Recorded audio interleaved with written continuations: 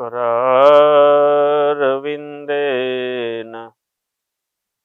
पदारविन्दम् मुखारविन्दे विनिवेशयन्तम्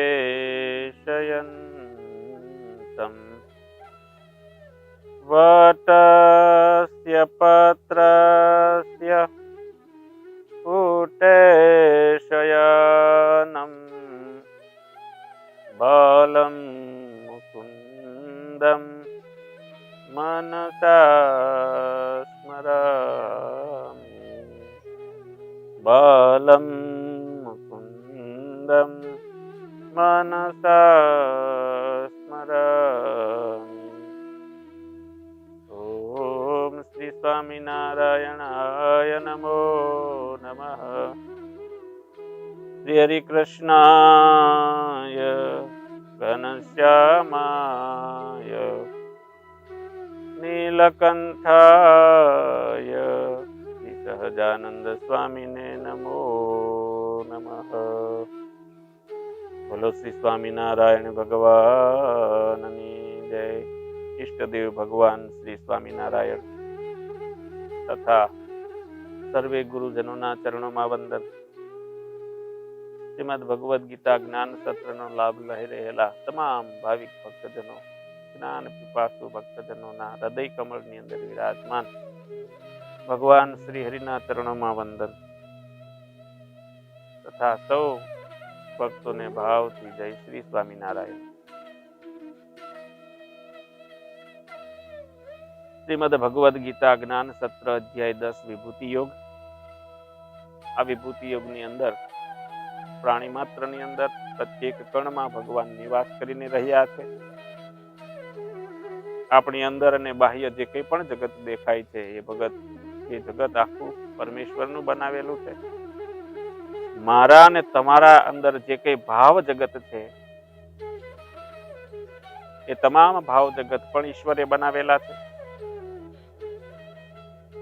અહીં 8મા શ્લોકની અંદર ભગવાન કહે છે અહમ સર્વસ્ય પ્રભવો મત્તઃ સર્વં પ્રવર્તતે ઇતિ મત્વા ભજન્તે મામ બુદ્ધા ભાવ સમન્વિતાઃ। હું જ સંપૂર્ણ જગતની ઉત્પત્તિનું કારણ છું, મારા વડે જ સર્વ જગત પ્રવૃત્ત થાય છે એમ તત્વથી જાણીને શ્રદ્ધા ભક્તિયુક્ત થયેલા જ્ઞાનીજનો મને પરમેશ્વરને નિરંતર ભજે છે, મારું જ ભજન કરે છે। અહમ સર્વસ્ય પ્રભવો। अर्जुन ने भगवान कहे छे हूँ ज तमाम प्रभवनु कारण छुं,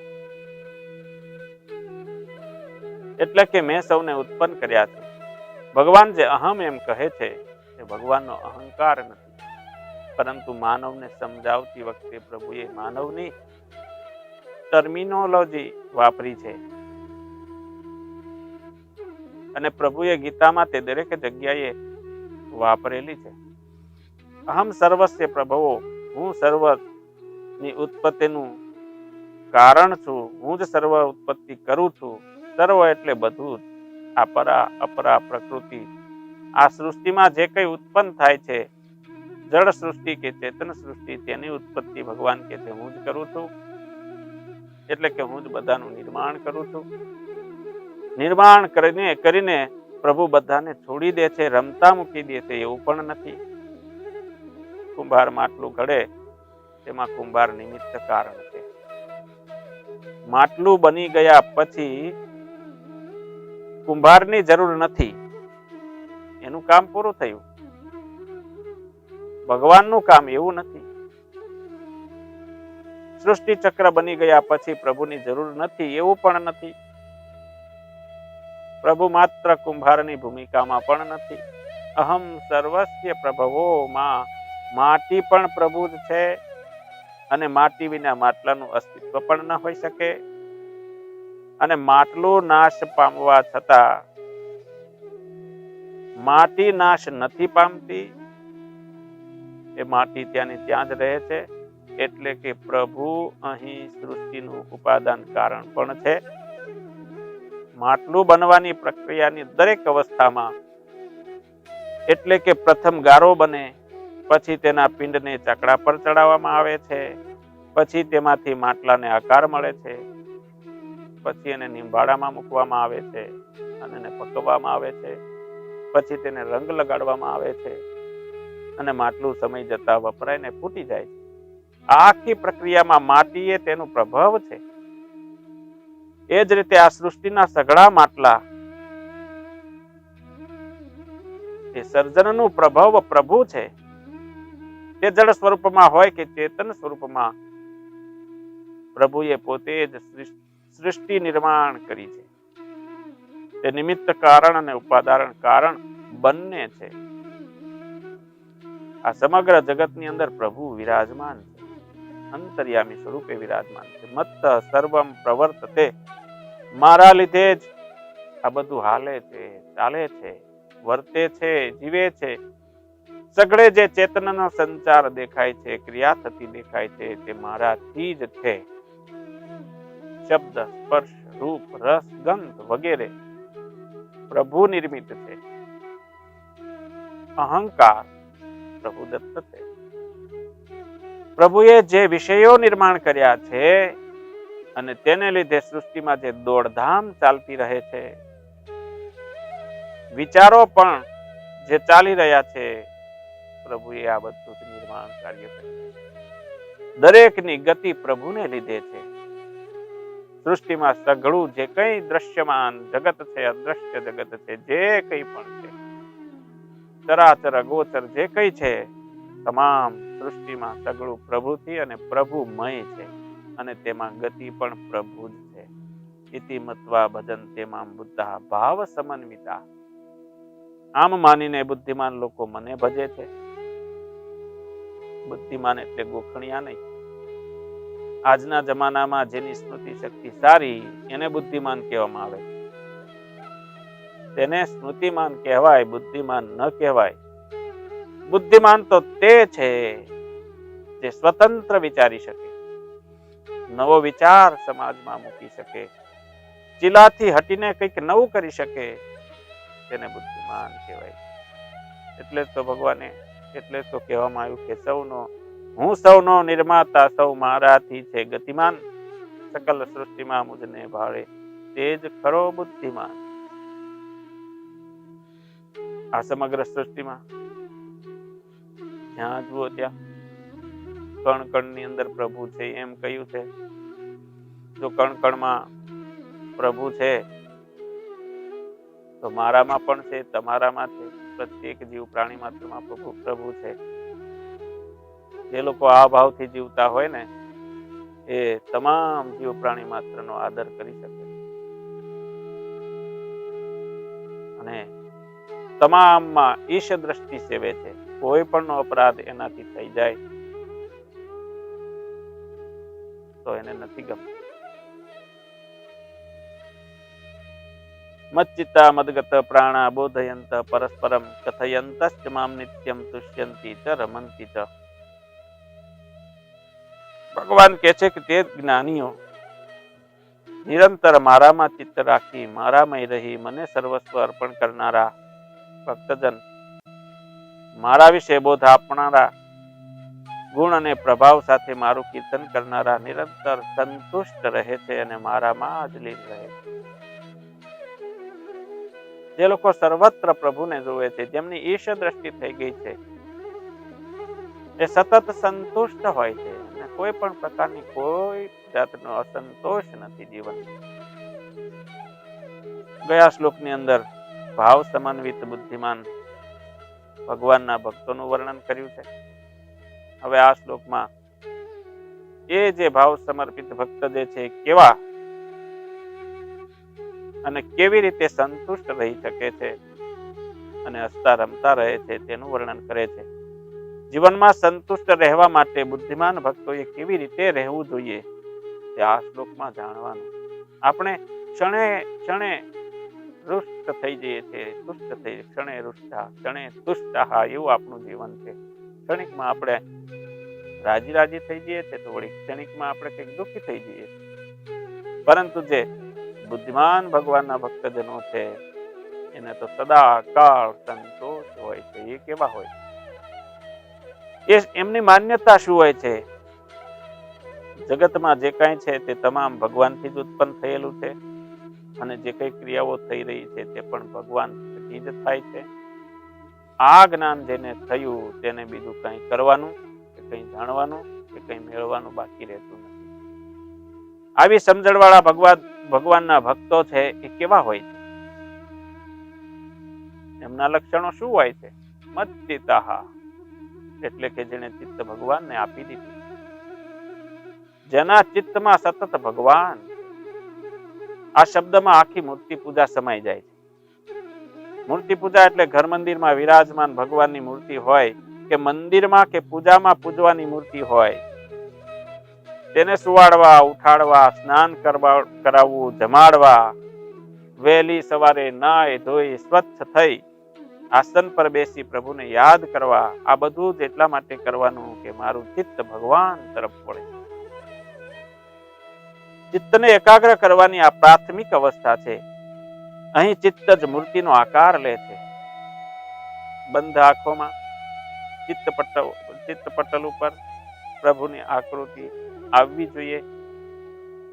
શરૂઆતમાં એ સ્થિર મૂર્તિ હોય અને ધીમે ધીમે એ મૂર્તિ જીવંત થવી જોઈએ, પ્રતિભાવ આપવો જોઈએ.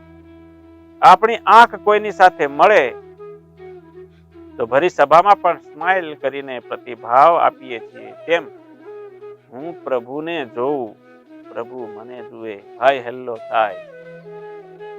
આ મચ્ચિત્તાની સ્થિતિ છે. આપણે તે અભ્યાસ પ્રેક્ટિકલ દ્વારા લાવવાની, પ્રેક્ટિસ દ્વારા, અભ્યાસ દ્વારા આ આપણે કેળવવાનું. ઘણા એમ કહે છે કે અમારું ચિત્ત તો ભગવાનમાં ચોંટતું જ નથી. આવું જે કહેનારા લોકો છે, સિનેમા જોવા, ફિલ્મ જોવા જાય છે ત્યારે 1.5 કલાક, 2 કલાક, 3 કલાક એમનું મન જે છે એ પિક્ચરની અંદર ચોંટે છે કે નહીં? મોબાઈલ પર ગેમ રમતા હોય ત્યારે તો સવારની સાંજ થઈ જાય તો પણ અણસાર સુદ્ધા આવતો નથી, અને અચાનક એમ થાય કે ઊભા થાય તો અરે રે સાંજ થઈ ગઈ. ભૂખ નથી લાગતી, તરસ નથી લાગતી, બધું જ ભૂલાઈ જાય છે. બાથરૂમ સુદ્ધા ભૂલાઈ જવાય છે. અને ગેમ પૂરી થઈ જાય તો તેની જ વાર્તા, તેની જ ચર્ચા અને તેનું જ ચિંતન અને તેના વિશે જ આગોતરું આયોજન. આપણું સિનેમા, ગેમ, સોશિયલ મીડિયામાં ચિત્ત પરોવવાની આદત નાના બાળકથી માંડીને મોટા વડીલો, વૃદ્ધો, બાપા સુધી દરેકને જ છે. ચિત્ત શેમાં પરોવવાનું છે તે જ મૂળ પ્રશ્ન છે. માધ્યમ બદલવાનું છે. પ્રભુ કહે છે કે મારામાં ચિત્ત રાખનારા મહાપુરુષો છે. ચિત્તને ભગવાનમાં જોડવાની એ પ્રેક્ટિસ કરે છે. મદગત પ્રાણાહ, જેનો પ્રાણ પ્રભુમાં છે. પ્રાણ એ જ પ્રભુ છે, જે પ્રભુને પ્રાણ પ્યારા છે. પ્રભુના કામ માટે જ જેના પ્રાણ ચાલે છે, પ્રભુના માટે પ્રાણ ન્યૌછાવર કરી દેવાની જેમની તૈયારી છે, તે મદગત પ્રાણાહ. પ્રભુ વિના તેઓ જીવી ન શકે. આ તેમણે ગોખેલું માત્ર નથી, તેમની બુદ્ધિએ માનેલું અને દિલે સ્વીકારેલું છે. જેમના પ્રાણની ગતિ જ પ્રભુ છે, જેમને શ્વાસે શ્વાસે હરિના સ્મરણ ચાલે છે, જેમણે પોતાના શ્વાસો પણ પ્રભુને અર્પણ કર્યા છે. પ્રભુને શ્વાસો અર્પણ કરવા એટલે શું? પ્રભુને જીવન અર્પણ કરી દેવું. આવા જે ભગવાન છે, ભક્તો છે, એને કહેવાય છે મદગત પ્રાણા. એટલે જ કહેવાયું છે મુજમાં છે ચિત્ત અને મુજ માટે પ્રાણ, એવા જીવને તું મારો પ્રિય જાણ. વિશ્વે રમતા વિશ્વંભરને તે નિરખે, તેની સાથે રમતો સંતોષ હરખે. સંતોષે હરખે. તેષામ સતત યુક્તાત નામ ભજતામ પ્રીતિપૂર્વકમ દદામિ બુદ્ધિ યોગમ તમ એન મામ ઉપયાંતિ તે. સદૈવ મારા ધ્યાનમાં રહેનારા અને પ્રીતિથી મને જ ભજનારા જ્ઞાનીજનો છે. તેમને તત્વજ્ઞાન યોગથી હું પ્રાપ્ત થઈ શકું એવો બુદ્ધિ યોગ ભગવાન કહે છે કે હું એમને આપું છું. ભગવાન શ્રી કૃષ્ણ પ્રભુ અહીં કહે છે કે તેષામ સતત યુક્તાનામ, એટલે કે જે લોકો નિત્ય નિરંતર પ્રભુ સંગ રાખનારા છે તે લોકો. આપણું શું થાય છે કે મંદિરમાં જઈએ ત્યારે પ્રભુ હોવાની અનુભૂતિ થાય છે અને મૂર્તિમાં પ્રતિષ્ઠિત ઈશ્વર તત્વને આપણે નમસ્કાર કરીએ છીએ. ત્યાં જઈ ભગવાનની સામે ઉભા રહી બે હાથ જોડી આંખો બંધ કરી કંઈક ગણગણીએ છીએ, જય જયકાર કરીએ છીએ પ્રભુનો. પરંતુ જેવા મંદિરના પગથિયા ઉતરીએ એવા જ પ્રભુનો સંગ ભૂલી જઈએ છીએ. ચિત્તમાંથી પ્રભુ નીકળી જાય છે અને ચિત્તની અંદર સંસાર આવી જાય. આપણી આ સ્થિતિ છે. સામે જે ભગવાનના ભક્તો છે, જે મદચિત્તા અને મદગત પ્રાણા, ભગવાને વાત કરી એવા જે ભગવાનના ભક્તો છે, એકનાથજી, તુકારામજી, નરસિંહ મહેતા, આ ત્રણેયના જીવનમાં જુદી જુદી પરિસ્થિતિ છે, પરંતુ પરિણામ એક છે. એકનાથજી હતા, તેમની જે પત્ની અત્યંત એમને સાનુકૂળ, એટલા માટે એકનાથજી કહી શકે કે હે પ્રભુ, તારી કેવી કૃપા છે, આટલી બધી અનુકૂળ પત્ની આપી છે, તેથી હું તારું કામ કરી શકું છું. તુકારામજી હતા, એમની પત્ની એનાથી એકદમ પ્રતિકૂળ, વિપરીત. એટલા માટે તુકારામજી કહી શકે છે કે હે પ્રભુ, તારી કેવી કૃપા છે, આટલી પ્રતિકૂળ પત્ની આપી છે, તેથી હું તારું કામ કરી શકું છું. અન્યથા જો એ મને સાનુકૂળ હોત તો હું એમાં મોહાઈ જાત અને હું તને ભૂલી જાત. નરસિંહ મહેતાની પત્ની ગુજરી ગયા છે અને એટલા માટે નરસિંહ મહેતા કહે છે, ભલું થયું ભાંગી જંજાળ, સુખે ભજીશું શ્રી ગોપાળ. નરસિંહ મહેતા કહી શકે અત્યારે આવું ન થઈ શકે.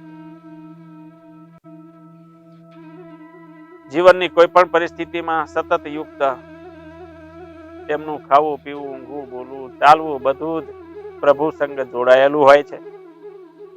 આવા જે ભક્તો છે, ભજતામ પ્રીતિપૂર્વકમ, પ્રભુની પ્રીતિપૂર્વક ભજન કરે છે. ભજન કરવું એટલે શું તે આપણે અગાઉ પણ વિગતવાર જોઈ ગયા છીએ. ભગવાનને બધા જ ભજે જ છે, પરંતુ અહીં પ્રભુએ કન્ડિશન એપ્લાય કર્યું છે. સૌ લોકો મંદિરમાં જાય છે, સૌ લોકો તીર્થયાત્રા કરવા જાય છે, કથા સાંભળે છે, કીર્તન કરે છે, ભજન કરે છે, ધૂન કરે છે. ઘણા બધા ભગવાનના ભક્તો છે એ ભગવાનનું ભજન કરતા જ હોય છે, પરંતુ અહીંયા જે કન્ડિશન એપ્લાયની વાત કરી છે તે છે પ્રીતિપૂર્વકમ. આપણું ભગવાનને ભજવું એ પ્રીતિપૂર્વક છે એ પ્રશ્ન છે. આ તપાસનો વિષય છે. મોટા ભાગના લોકોનું ભજન ગતાનુગતિ અનુકરણ કરતા હોય છે. શક્તિ વિહીન, મતિ વિહીન, ગતિ વિહીન માનવ ના છૂટકે પ્રભુને બે હાથ જોડે છે. બધા કરે છે એટલે હું કરું છું. પરંપરાથી ચાલ્યું આવ્યું છે, તેથી કોપી પેસ્ટ જેવું કર્યા જ કરે છે. તેમાં નથી બુદ્ધિ, નથી વિચાર, નથી ભાવ, ભક્તિ તો હોય જ ક્યાંથી. પ્રભુ મારું કંઈ બગાડે તો, જીવનમાં કંઈક ઉલટું સુલટું થઈ જાય તો, આપણે બધા જ કરતા આવે છે ને આપણે ન કરીએ તો કેવું લાગશે? મને કંઈક નડતર થાય તો, વર્ષોથી લોકો કરતા આવ્યા છે, આપણા પૂર્વજો કરતા આવ્યા છે, ને જો આપણે ન કરીએ અને કંઈક અવળું સવળું થઈ જાય તો, બહુધા લોકો પ્રભુને સ્વાર્થપૂર્વક ભજે છે. પૂનમ ભરીશું, ડાકોરની હોય કે વડતાલની હોય કે અમદાવાદની કે જેતલપુરની, જે પૂનમ ભરીએ છીએ તો ત્યાં શું વિચાર હોય છે? પૂનમ ભરીશું તો આ કામ થઈ જશે, સોમવાર કરીશું તો ફાયદો થશે, યજ્ઞ કરીશું તો વિઘ્ન ટળી જશે. ટૂંકમાં સ્વાર્થ સાધવા માટે જ સૌ કોઈ ભજન કરીએ છીએ. તેમાં કેટલાક વીરો તો એવા હોય છે જે ભગવાનને કહે કે મને પાસ કર તો કિલો પેંડા વેચું, એટલે કે સ્વાર્થ સાધવા માટે પ્રભુને બધું એમ નહીં, મારો સ્વાર્થ સદાય તો બધું. કેટલાક લોકો વ્યવહાર સાચવવા પ્રભુનું ભજન કરે. અમારા વેવાય બહુ ભક્તિ વાળા છે, તેથી ભજન કરવું પડે, ન કરે તો ચાર માણસોમાં કેવું દેખાય. આવી વ્યાવહારિકતા રાખવા માટે પણ લોકો દેખા દેખી ગતાનુગતિ અનુકરણ કરે છે, એટલે તે માટે ભજન કરે છે. અને કેટલાક આદરપૂર્વક ભજન કરે છે. બુદ્ધિથી પ્રભુને જાણે, પ્રભુની શક્તિ સમજે અને પ્રભુનો આદર કરે, પોતાને નાનું સમજે, પ્રભુને મહાન સમજે અને નમસ્કાર કરે. આ બધી ચાલતી રહેલી ભજન પ્રક્રિયા કરતા સવિશેષ ભજન પ્રક્રિયા પ્રભુએ કીધી છે. ભજતા પ્રીતિપૂર્વકમ, ગતાનુગતિ નહીં, કઈક લોભ માટે નહીં, કઈક લાલચ માટે નહીં, પણ પ્રેમ પૂર્વક ભજન, ભગવાનનું ભજન આત્મકલ્યાણ માટે, પ્રભુને રાજી કરવા માટે, મારા મહારાજ રાજી થાય એટલા માટે ભજન કરવું, કીર્તન કરવું, કથા શ્રવણ કરવું. જે પ્રીતિપૂર્વક મને ભજે છે તેને મારી પાસેથી કંઈ જોઈતું નથી, તે મારાથી ડરતો પણ નથી, તેને કોઈને કંઈ દેખાડવું નથી, છતાં તે મને ભજે છે, કારણ કે તેને મારા વિના રહેવાતું નથી. આવા જે હોય તેને ભગવાન કહે છે ભજતામ પ્રીતિપૂર્વકમ, પ્રેમપૂર્વક આવા લોકો મને ભજન કરે છે, મારું ભજન કરે છે.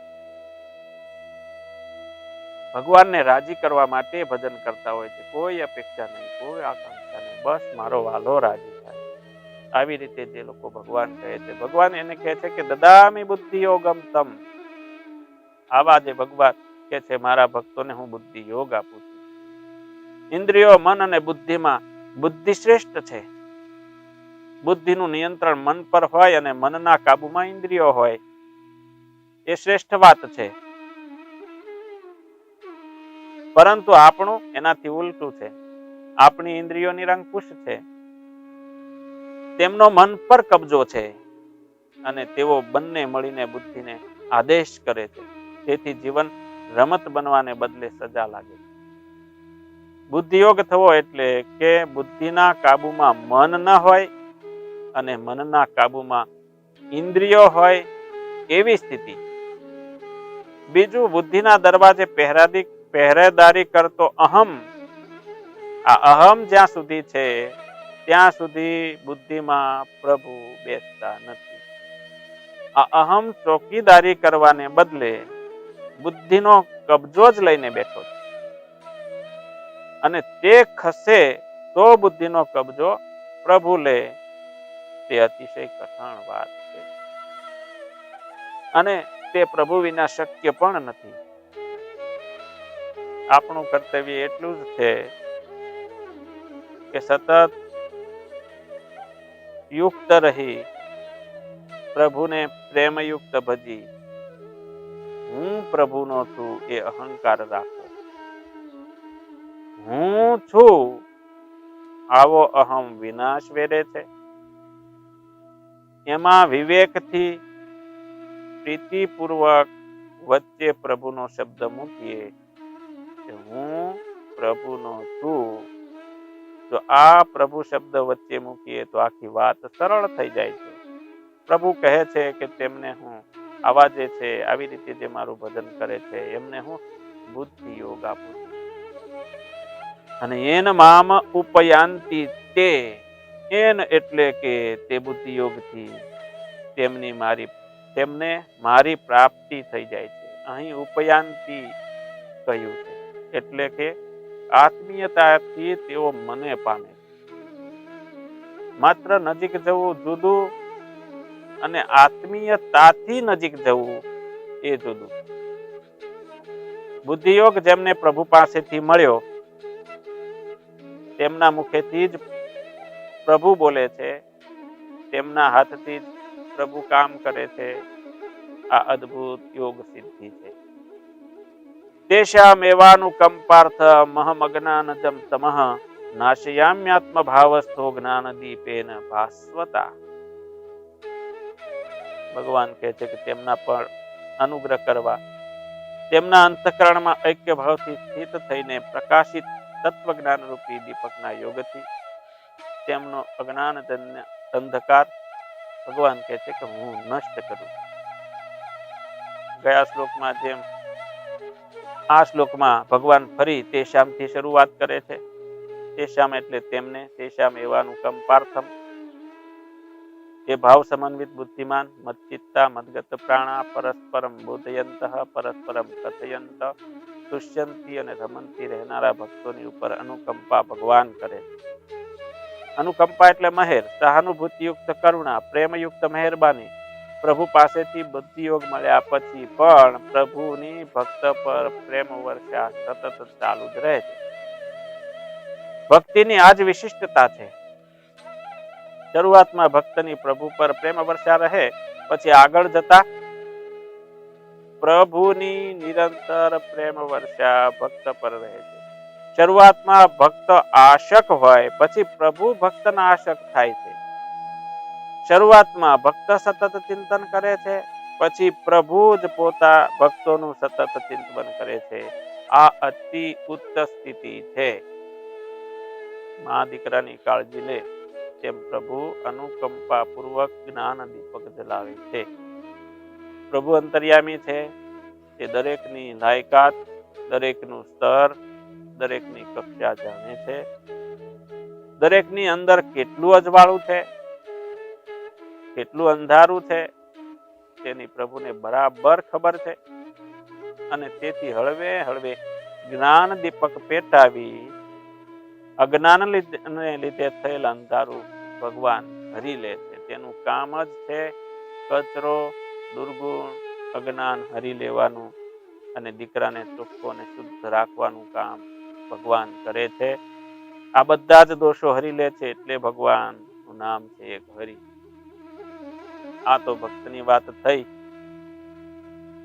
તેને અંધારું લાગે, પરંતુ આપણને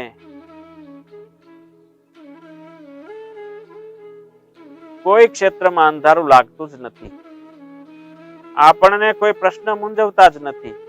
તેથી આપણે જિજ્ઞાસાવશ પ્રભુ પાસે બેસતા પણ નથી. આપણને કોઈ પ્રશ્ન નથી.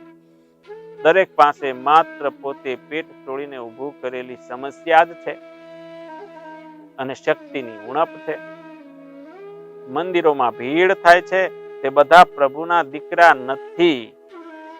તે બધા તો પ્રભુને દુકાનદાર સમજે છે. અંદર જઈને પોતાની પાસે રહેલા ચલણથી કંઈક ને કંઈક માગતા રહે છે. પ્રભુને ખિસ્સામાંથી 10 રૂપિયાની નોટ કાઢી અને ભગવાનને આપે છે, સામે કંઈક માગે છે. ભગવાનને કહે છે, પ્રભુ તું નોકરી અપાવી દે તો 1.25 કિલો પેંડા આપું. તું ભગવાનની પાસે તાણ છે. ભગવાનને કહે છે, પરીક્ષામાં પાસ કરી દે તો 16 સોમવાર કરું. અરે તું સોમવાર ના કરે તો શું ફરક પડે? દીકરીનું ગોઠવાઈ જાય તો યજ્ઞ કરાવું. તું ભગવાન યજ્ઞ ના ભૂખ્યા છે? ક્યારેક વિચારવું જોઈએ કે આ ભક્તિ છે કે સોદાબાજી? આપણે પ્રભુની જગ્યાએ બેસીએ અને પ્રભુ એ જગ્યાએ બેસીને વિચારીએ. કોઈ આપણને આવીને કહે કે મને 50,000 રૂપિયા આપો તો તમને શ્રાવણ માસો રોજ નાળિયેર ચડાવીશ, તો આપણે આપીએ કે સામે નાળિયેર મારીએ? આ કેવું હાસ્યાસ્પદ લાગે છે. અને છતાં આપણે પ્રભુ સાથે આ જ વસ્તુ કરીએ છીએ, આ જ રમત રમીએ છીએ. મૂળ વાત કે આપણને પ્રશ્નો જ નથી. આપણને થોડા હે, થોડી કી જરૂરત હે. આમાં થોડું એ રિલેટિવ વર્ડ છે, એનું કઈ માપ નથી. જેટલું પણ છે તે થોડું લાગે છે, અને જે એટલું જ થોડું હજી આપણને પાછું જોઈએ છે. ટૂંકમાં માંગણિયાની આદત જતી નથી. થોડા હે તો તે મારી શક્તિ મુજબ, મારી ક્ષમતા મુજબ, મારી લાયકાત મુજબ પ્રભુએ આપ્યું છે. એ કોઈ આવું માનતું નથી. અને એ મળવા બદલ કોઈ કૃતજ્ઞ તો છે જ નહીં. ઉલટું ભગવાનને બધી બાજુથી ગાળો અને સલાહ જ મળે છે. આપણને કદી પ્રશ્ન થતા નથી કે હું કોણ, હું શા માટે, મારા જીવનની સાર્થકતા શું, મારે ખરેખર શું કરવાનું છે, પ્રભુની ઈચ્છા શું છે. આહાર, નિદ્રા, ભય, મૈથુનમ, એનાથી વિશેષ મારે શું કરવાનું છે? મારામાં અને પશુમાં ફરક શું છે અને શું ફરક હોવો જોઈએ? આવા પ્રશ્નો થવા જોઈએ. જે કક્ષાનો જીવ તે અનુસાર પ્રશ્નો થવા જ જોઈએ. અર્જુનને પ્રશ્ન થયો અને આપણને સૌને ગીતા જ્ઞાન મળ્યું. આ ગીતા એ જ્ઞાન દીપક છે. તેનાથી અર્જુનના સગળા સંશયો, પ્રશ્નો, અજ્ઞાન બધું જ દૂર થયા અને તેની સાથે સાથે આપણા પણ બધા જ અજ્ઞાનો, બધા જ પ્રશ્નો દૂર થાય.